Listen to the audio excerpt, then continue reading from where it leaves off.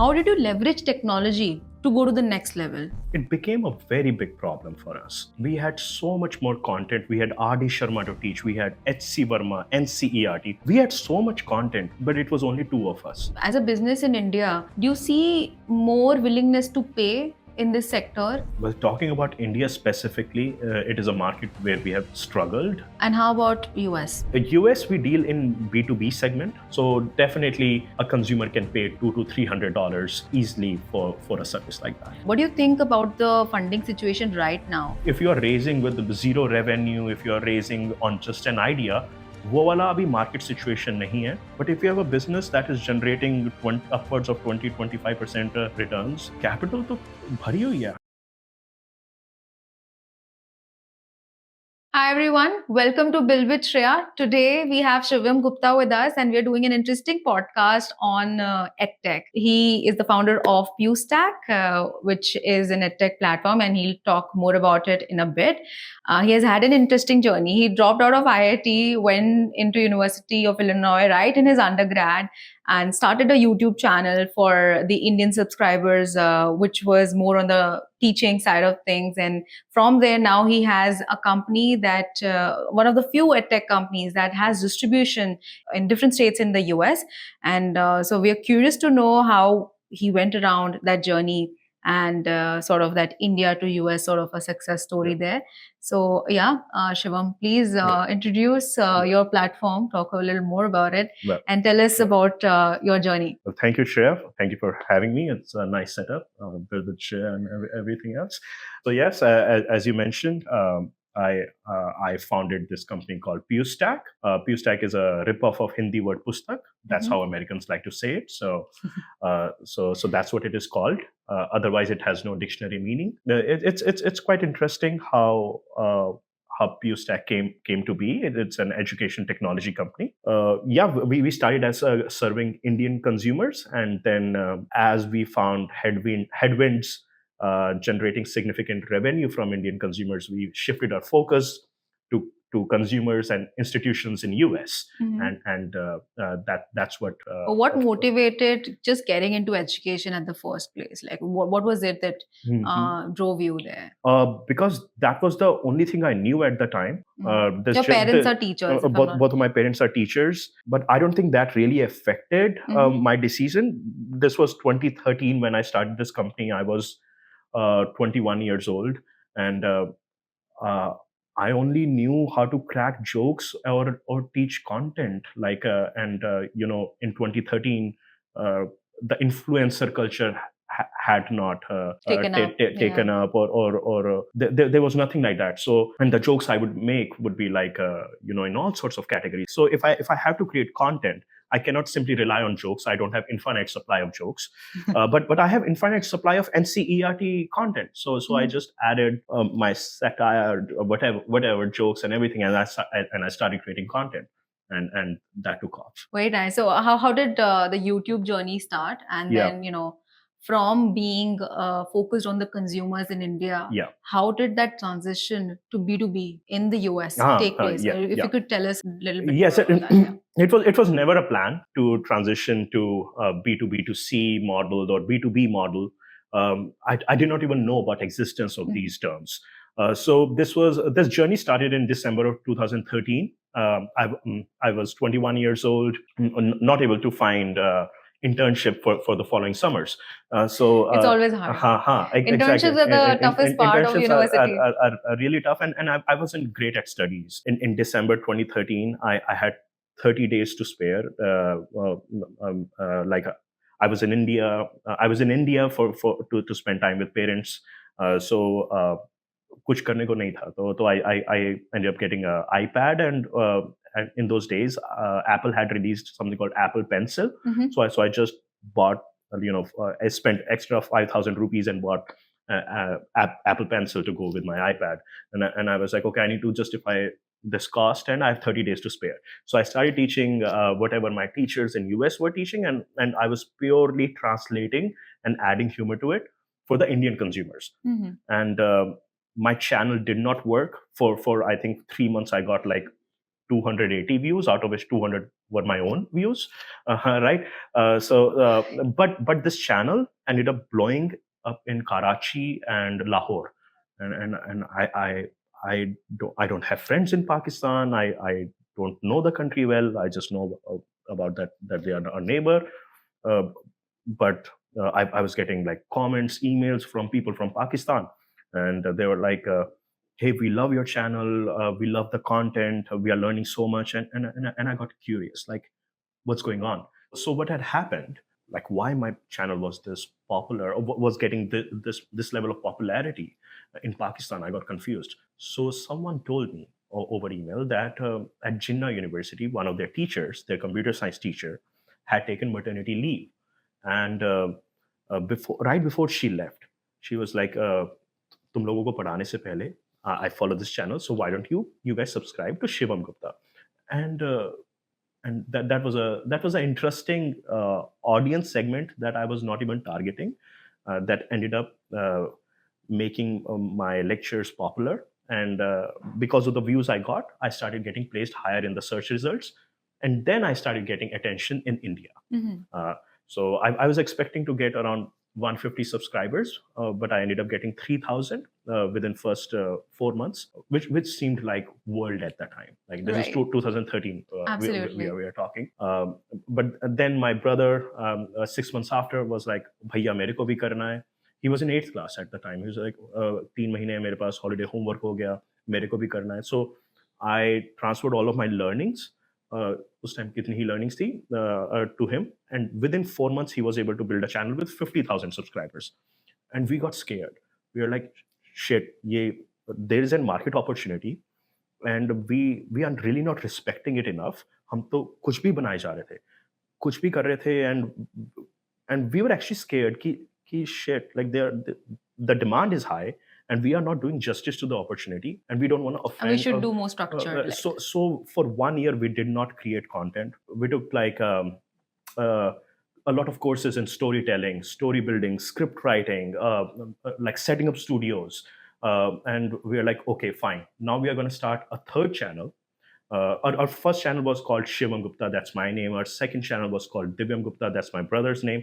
But our third channel was called PuStack. We were like, we are not going to associate with any single person or content creator. We are just going to name it generic, and that's how PuStack came to be.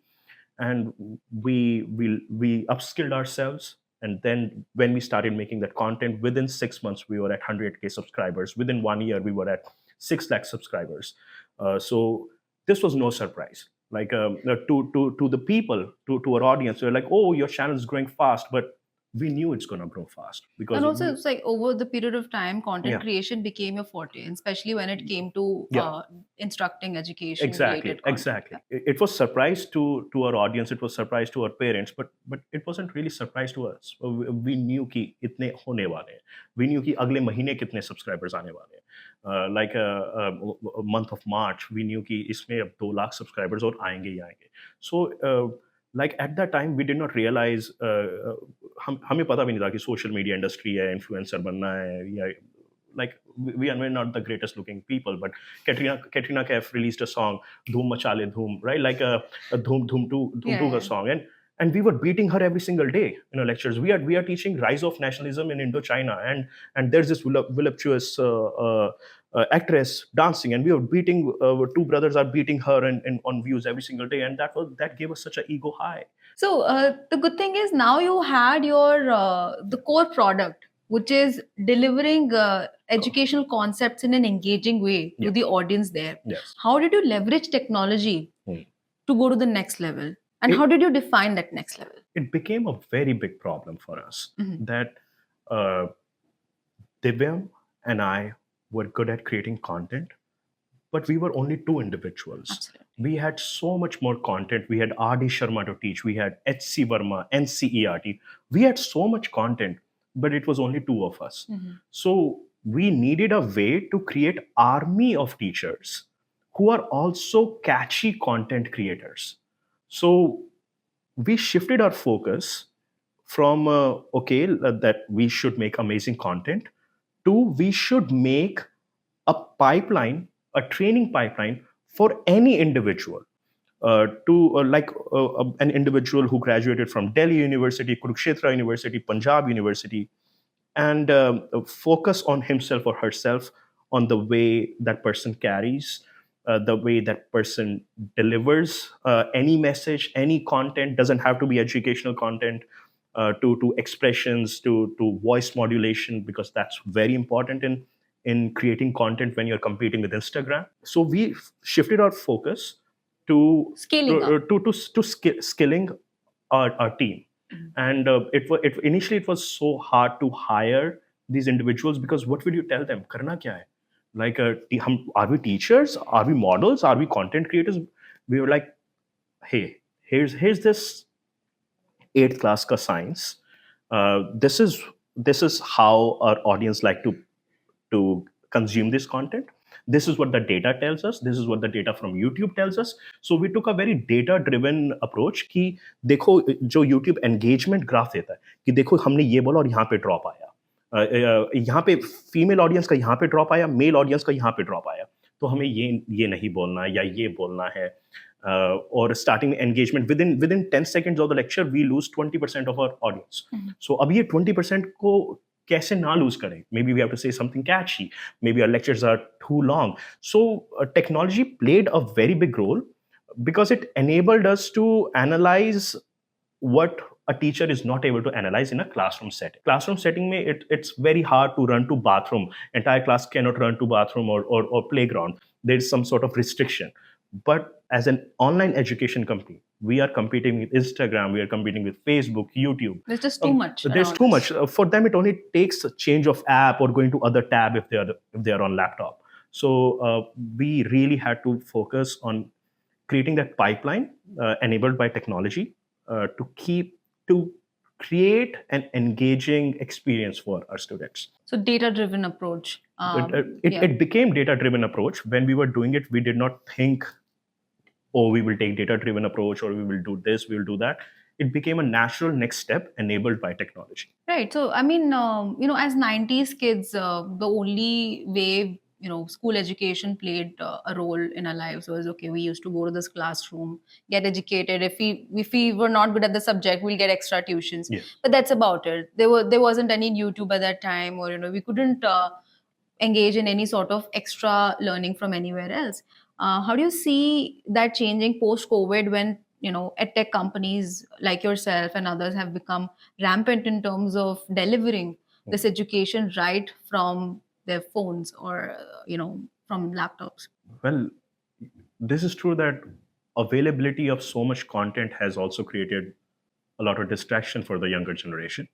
So not everything is all rosy for younger generation, and there's so much content that if they are not self-disciplined, they will keep on going into wormhole of wrong recommendations, because most of these platforms like YouTube, Instagram, they take depth-first approach.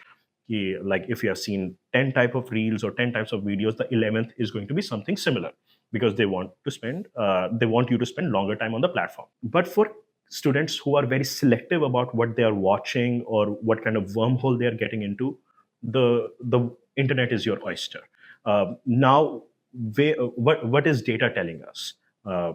For people who are spending time on very closed networks like companies like other edtech players like Unacademy and likes, or PuStack, if they're consuming our content on our websites or our apps, we see that the distraction level is lower. We see that before a lecture is being taught in school, they are coming onto our platform, spending 1 hour getting the overview of the chapter, and they are more open to in-classroom discussions. So online education, where it stands, is not a replacement for offline education, but it definitely sets you up for success before a content or a chapter is being taught within the classroom offline setting. But I'm talking about a student who is dedicated. A student who is not dedicated still benefits from putting himself or herself in a silo, like a platform like education technological platform instead of YouTube or Instagram. But for someone who is just in it for like I'm just watching reels passively, which is majority of the students, for them, I see EdTech bringing no significant value right now. Well, EdTech is bringing value, but they are not able to consume it to the degree they are able to. So my answer is kind of like dicey in this. Like it has created opportunity for kids who want to do something, but it has also created opportunity for kids who are not so dedicated about it. You've seen this industry play out in India as well as US. Yeah. In India, the curriculum is more structured in the schools, whereas in US, it's more flexible. Yes. We have adopted the Western culture over the years in many ways. Have you seen that trickling down in the educational system as well? Yes, definitely. In tier one cities, I have seen that. In tier two cities that are like top 10% of tier two cities like Hisar, Ambala, Panipat, I see that happening. But for rest of India, like if we talk about Patna, if we talk about Chhattisgarh, or if we talk about not necessarily Pune, but areas around it like Kolhapur, that's not really happening. They are still learning the way we used to learn in 90s. कि NCERT की book है, पीछे back exercise है, फिर मतलब answer mark कर लो, page number 83 पे इसका आंसर है, पेज नंबर 88 पे इस वाले क्वेश्चन का आंसर है, just cram it and just puke it all out on an exam. वो अभी system है for the most part in India. I mean, you have been in this sector for over 12 years now. Yeah. How do you envision how education should be delivered to students? I mean, of course, this is not the best way we learned as 90s kids, where we were supposed to just muck something up and just just put it out on a paper. How do you envision that, ideally, how the learning should be for children? For what we have seen, the flipped classroom approach works the best, but it is led by teacher. That, hey, next week we are going to study life processes is like class 9th biology chapter. For like we are going to learn these. These are some pre-lectures that I have created, or maybe watch these YouTube links, or watch either on Byju's Academy or open platforms like PuStack. You don't really have to pay. Watch these introductory lectures, or watch 4 or 5 lectures. Come to the classroom and we will discuss. That approach really engages a student.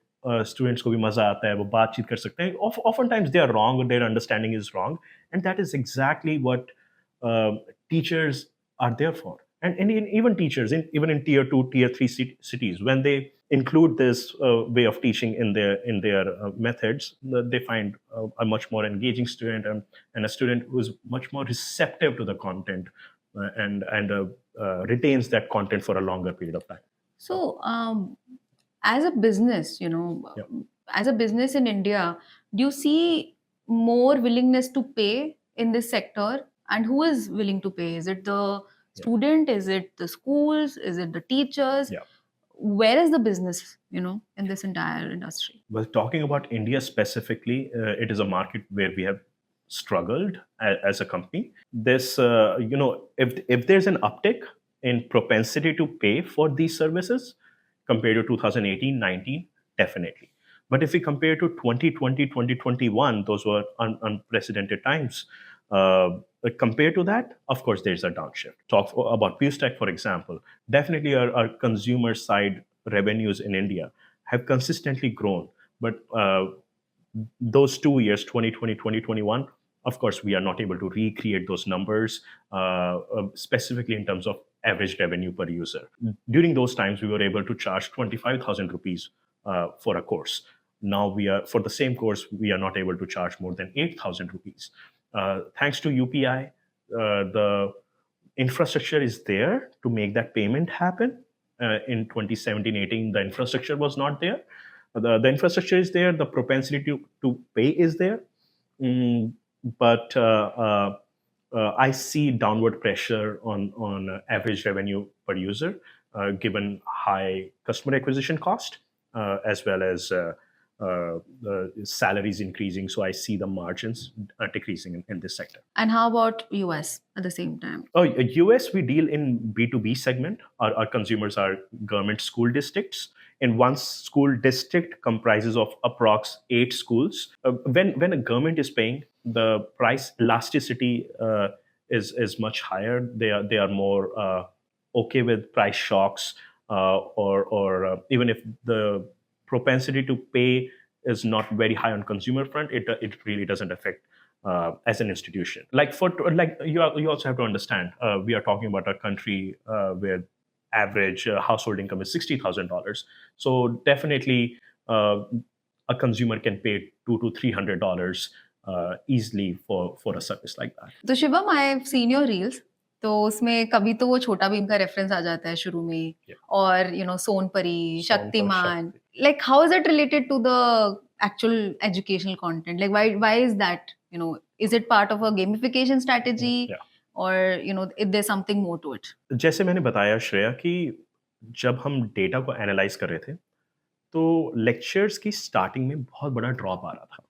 So we had to find a way to make content catchy and also relevant to what will be taught within few minutes into a lecture. So जब ये चीज़ें हम connect कर रहे थे, तो हम we tried several strategies. We did role play within the lecture. But that did not work out very well. We integrated some Disney characters, पर उसमें copyright issues आ गए. YouTube ने flag कर दिया. Then we tried बचपन में जैसे बच्चे गेम खेलते हैं, लाइक छुपन छुपाई और references, linking it with probability. What is the probability of finding Shreya who could be hiding behind this desk, right? Something references like these, we tried, but what we saw worked best was open content, पुराने वाले shows, जो even YouTube doesn't But they care also about have copyright. थोड़ा nostalgia effect as well. Nostalgia effect.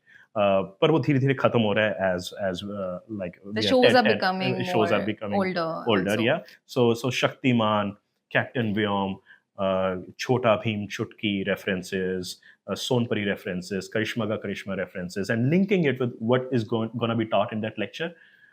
We realized कि इसमें drop कम आ रहा है बच्चों का. They are going to another tab, another browser tab less. They are moving on to other reel after maybe 80 seconds into a lecture instead of 20 seconds into the lecture. So again, I think a little follow on that कि जो gamification strategy है, इसमें like what is it that works best for with the students, you Yeah. know, with all of those Instagram entertainment content, lot of Bollywood content. One player that did a very good job was Sal Khan of Khan Academy. And uske baad, another person who did really well on gamifications was Byju's. Thanks to their, they are they were heavily capitalized players, so they created that space. But when we tried to do the same, we realized कि third और fourth class के बच्चों तक तो gamification बहुत अच्छा चलता है. If you give them some medal, if you give them a छोटा सा mascot, or you give them a badge, they love it. But after that, kids become immune to all of this. Like especially when it comes to gamification on education platform, तो उसके बाद they want something tangible. They want a T-shirt. Like चाहे वो 200 रुपए की T-shirt उन्हें फर्क नहीं पड़ता. But now they want something delivered at their place. They want कोई certificate, की completion certificate, or maybe I'm in like top 2 percentile of class 7th kids. So as they age, they want something physical, tangible, something they can touch. So not everything online makes them happy. So from creating that army of content creators to really fine tuning how the content can have high engagement from a very distracted audience, to going to US and having your EdTech platform distributed at different state schools. How did that transition come about, and what was your journey there? It was not a planned one. It was out of failure to generate the level of numbers that was needed for me to leave my full-time job. For context, when I started PuStack, I was a student at a university. Then I graduated and I joined GoDaddy as a software developer in Silicon Valley. And that was a very high-paying job. Like before tax, the salary alone was 3 crore rupees. And in order to leave such a high-paying job for something that is a business that is generating 4 to 5 crores, I wasn't really able to justify it to myself. I have education loans. I have I have a brother who's going to soon go to a university, and I'm expected to cover some of the cost. I could not take that leap of faith. People say that entrepreneurs are risk takers, but it was not alone. It was not my risk alone to take that such a big leap. It was my family's risk as well. So I did not leave my GoDaddy job. So I started finding ways to make PuStack cash flow positive since day one, even though on day one I failed. Make PuStack cash flow positive since day one so that I don't have to raise external capital, and I'm able to create a lale wala business instead of valuation wala business, so that at least I'm able to afford my next meal, or I'm able to grow team one content creator at a time. So within 2 to 3 months into founding the main channel PuStack, we were making around $1,000 a day, which was at the time around 65,000 rupees a day, and we were only spending 20,000 a day. So that remaining 45,000 was profit, and we were using those profits to buy more laptops, or by buying Adobe Premium Pro subscription, or buying these lights, or investing more in our studios. And gradually, when this number increased to 4-5 crore a year, it was good enough to pay for my team. It was good enough to pay for studios, setting up studios in different cities in India, and pay rent for those. But it was still not enough for me to leave my GoDaddy job, because I have other responsibilities. When we try to increase these revenue numbers from 4-5 crores to 15-16 crores, we really found a lot of headwinds. We faced a lot of headwinds. Maybe the market was not there, the UPI infrastructure was not mature, and this was pre-pandemic days. And that's when we realized, okay, let's focus on Indian market when it comes to content, but let's also start selling learning management systems or other infrastructure that we have built to schools in US. And it was not my idea. I was sitting with a bunch of entrepreneurs within Silicon Valley, and it was out of those discussions this idea came to be. Tell us more about those meetings and discussions. So I was student body president at University of Illinois Urbana-Champaign. I always loved attention. I always wanted to, like, I have always been people's person, and engaging with different type of people different type of individuals have been my strength. So when I was student body president, I met a lot of entrepreneurs, a lot of lawyers, accountants. So it was out of result for one of those dinners I found myself in within Silicon Valley. It was a wife of Intel CEO at the time who had thrown a dinner, and वहाँ पे YouTube के Google के जो founder हैं Larry page, उनके भाई Karl page आए हुए थे वहाँ पे. Bunch of Stanford professors आए हुए थे, and I was discussing what I'm doing on YouTube. This dinner happened in 2018, and that's when they were like, okay, how about this? We'll set up some meetings. We'll make you meet Larry Page. We'll make you meet other professors at Stanford, and why don't you prepare something rough कि क्या कर सकते हैं, and maybe we can try it in a bunch of schools, and then maybe we can give you more contracts. So it was a result of random interaction and a bunch of informal dinners with the random and known entrepreneurs within Silicon Valley, how that vision evolved. So, I mean, from what it seems like, the place played a big role in discovering what was the next step for you when you were taking forward PuStack from where it was, from being a YouTube channel to what it is today, which is more of a platform. Yes, place and the luck.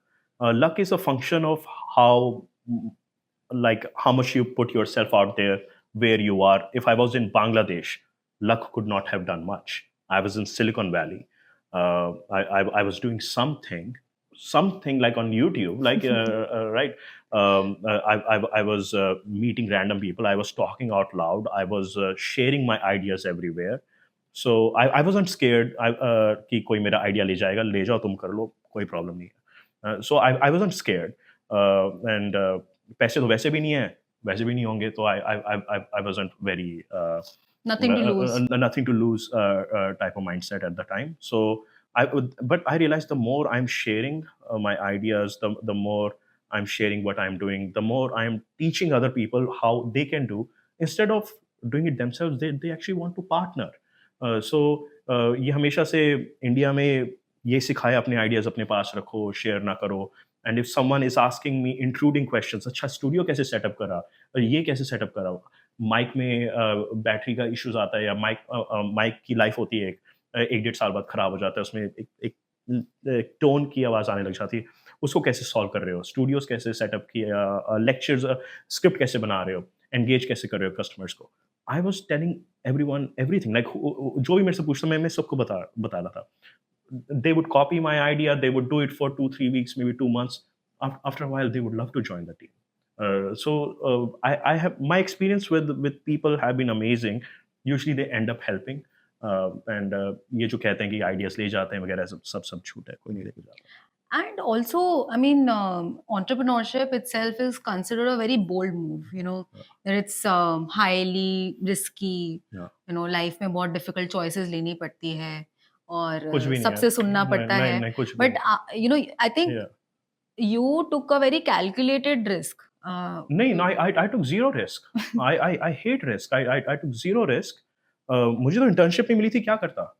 मतलब एक iPad लिया था, I to justify its cost, channel शुरू कर दिया, फिर भाई कहता मेरे को करना है, उसके साथ चैनल करने लग गया. No, I didn't take any risk. I like for not even for a single week my GoDaddy paycheck stopped coming. Not for more than 1 month PuStack was in loss. मैं तो रिस्क ले ही नहीं सकता था. But you did raise some money, right? हाँ, and how did that come about, and what do you think about the funding situation right now in this sector? Okay, so in 2021, you know, when PuStack was doing fairly well, we did raise $5 million, but we haven't touched even a single penny of those funds. But why did I raise it? It was mainly because I just wanted some money in the bank account, because I'm leaving a high paying job. And again, as I said, I'm not a crazy risk taker. So I was like, okay, I need this corpus of money lying in my bank account just in case I ever need it. Kuch ulta seedha ho jaye. Yeah, maybe market is not playing out the way I expect it to play out. So I just raised money with a bunch of friends, not even VC friends, because they really know me, they associate with what I'm working on. So it was more of it was a very calculated move. It gave me confidence to give my best at work without thinking too much about money. Of course, I always have one eye on the balance sheet and everything, but I don't want balance sheet to govern my content creation or platform creation decisions. To answer your second question, how the state of like, you know, venture capital world is, it's as good as ever. I mean, if you have a fundamentals of your business that are strong, consumers love your product, capital to bhari hui hai. I mean, like, if you are raising with zero revenue, if you are raising on just an idea, wo wala abhi market situation nahi hai. But if you have a business that is generating upwards of 20-25% returns, and your consumers love it, then I think you can raise as much as you love. Okay, the investor sentiment has been pretty tight when it comes to the education sector. What is your perspective on that, especially in the last couple of years? Yes, for existing EdTech players that have a solid balance sheet, you know, it doesn't really matter that they are in EdTech sector, because they are being evaluated from fundamental business metrics. Of course, the multiplier they are receiving, revenue multiplier, profit multiplier they're receiving is much less, but that's because of macroeconomic conditions. As for a guy at a university aspirant starting to, like, thinking of breaking into education technology sector, just raising on deck alone, it's a tough market for that. Unless that entrepreneur has a unique perspective into the market, or a technological advantage, I feel now it's not the best time to raise on deck alone. Investors are pretty apprehensive about doing so. So, I've been talking about young entrepreneurs wanting to venture into edtech. There are a couple of ways they could look at it, whether it's completely online based companies, the upskilling companies, or, some systems like which are existing right now, solely based on software. And other thing is, venturing into offline based systems, probably enabled by tech, right? So, what is your perspective on what is the best strategy right now? Where are the biggest gaps they can start researching and looking out for if they want to get started? So education is a sector, but it's an ecosystem in itself. Uh, Education has offline components and online components. Hiring, teacher hiring, um, content creation, setting up studios, financing, content curation in terms of what is popular or what will be relevant, uh, rec- uh, preparing students for the job market, connecting with recruiters, connecting with the industry on what skills that should be taught, changing policies within like a NEP, for example, a new education policy, and how it will come into effect. Transportation of students, maybe exchange programs. It's an entire ecosystem in itself. We started with very fundamental uh, component within the education sector, that was teaching. But for an aspirant trying to break into this sector, think of this sector as an ecosystem.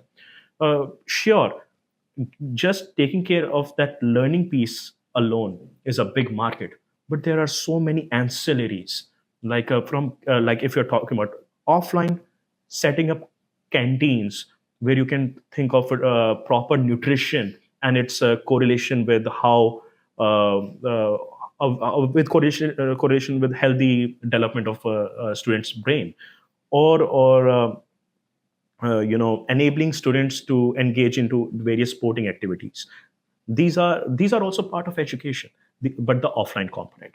For online component, they can look into how to make effective distribution of online marketing campaigns. If they go into specifics, or the role of AI, or OpenAI's O1 model or text to video models, how that will transform the landscape of content creation, they can look into that. So it depends. It depends what the aspirant wants to do, what are his or her competitive advantages. So if you if that person only thinks about just the content creation part, I think that's the most obvious one, but it's well played out. uh, so think about other things, and a lot can be done. A lot can be done on education loans, like education financing and loan sector. A lot can be done. HDFC is trying to do something with their new company called Credila, and there are a lot of players. One last example, like a lot of kids now have aspirations to do summer abroad, or exchange program abroad. There are a lot of companies that can enable, there are a lot of programs that can enable a typical Delhi university student to go into some university in US, UK, Australia for essentially for free. But visibility into those programs is not quite there. Of course, a simple Google search is not going to yield significant results. And then there's no incentive for private sector to enter this area, because if the dollar value is not so high, why do it? So still a lot can be done. A lot can be done. So, another thing that becomes important for entrepreneurs when they're venturing into a sector is to understand how regulated that sector is. We see online, on social media, whether it is YouTube, whether it's Instagram, it's highly regulated for kids versus for adults. How does that translate into education? Yes. Education is actually one of the most regulated fields. People don't realize with changing governments, like first, every government in power wants to change curriculum in a particular way, because as we know that leaders tend to rewrite history. India is one of the more secure democracies where our curriculum does not change based on who's in power. It does a little bit, like our political maps and all of those, change often. But as a private player, we don't really have to worry about these shifts in the content. So uh, India has provided a very nice framework for content creators in education to follow a particular guideline, which is NCERT, and create content based on that. But there are many other regulations. Like, for example, if we are serving kids who are 13 or below, serving them through the means of our app, or through the means of YouTube, then there are a lot of regulations. Like we cannot take their data, aggregate it, draw insights from it. All of that is a big no-no. Even in US, that's the case. If it comes about running marketing campaigns, then social media, if you're running marketing campaign on Google, Facebook, Instagram, they do not allow us to target that particular specific audience. So there are regulations around the distribution aspect of it. But then there are regulations around what we can do with the data. We cannot aggregate it. We cannot sell it. We cannot even use that data to provide recommendations. So there are a lot of regulations when it comes to kids that are 13 and below. Regulations within education for kids that are above 13 years of age, we can do certain things. We can recommend them the next chapter. We can aggregate their report. We can show them how much time they've spent. We can show we can show them reports on their consolidated exam reports. So like we can do a lot more things for kids above 13 years of age. Now the relationship is complex between parents and their visibility into their child's performance, depending on geography. In India, it's fine. Like if someone has signed up for parent account, that parent is able to see how the child is performing. Whereas in US, unless the child gives that specific permission to our platform, that okay, you can enable my mother to see my report, we cannot show that. And sometimes when we end up making that mistake, we pay a big price for it.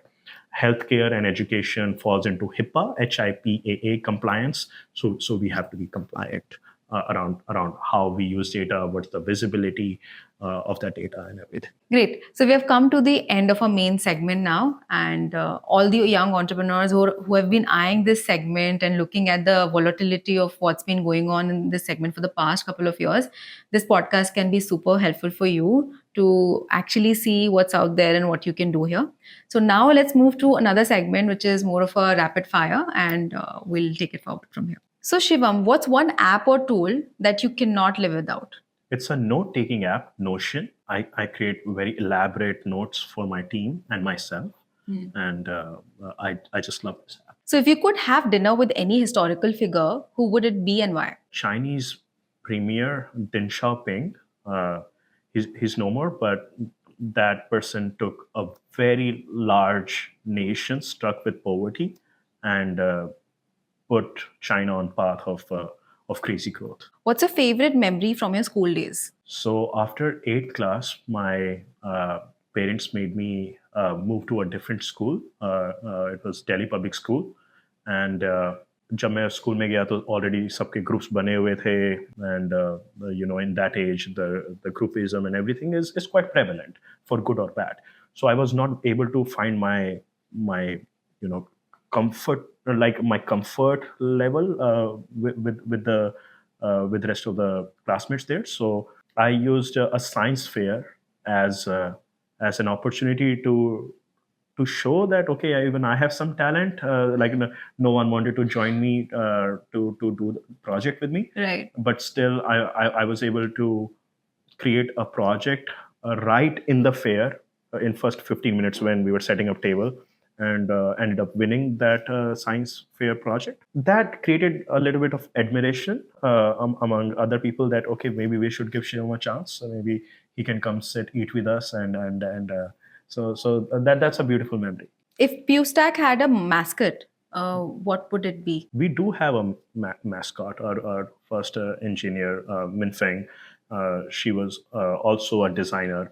We have a curious monkey. We call that monkey Gulu. Curious animal in general, and we want people to be curious. So we do have one. What's the best piece of advice you've ever received? My Chachu once said, like, live life as if you're writing a book. Not every chapter is about development or happiness. Some chapters will be hard.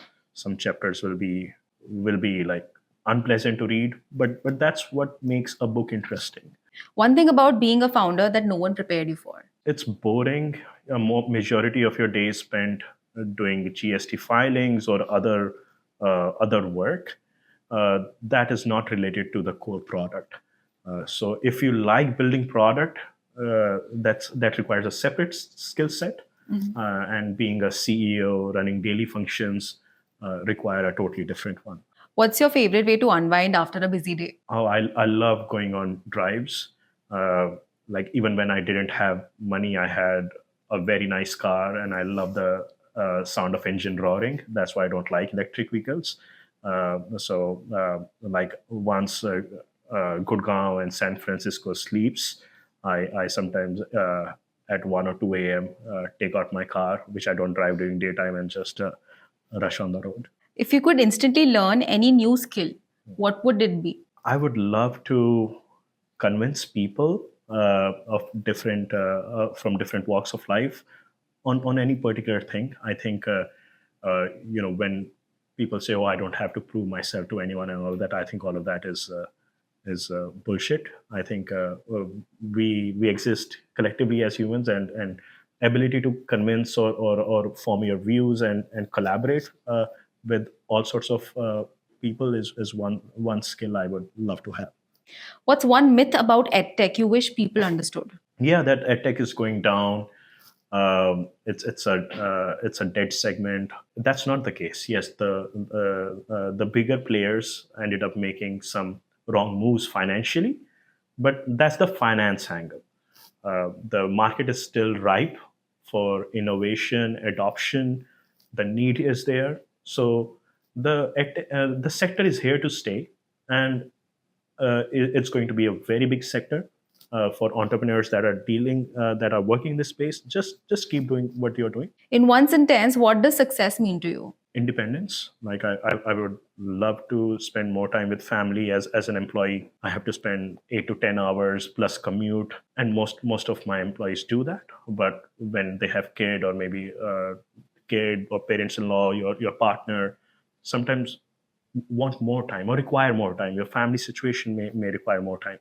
Just success on different metrics, either finance or mental health. It enables me to sometimes not go to work, or sometimes only work maybe 1.5 hours a day. As an employee, I wouldn't have that freedom. So that's what it means to me. So now we are moving to our guest recommendation segment, and let's see what recommendations are there for all EdTech enthusiasts.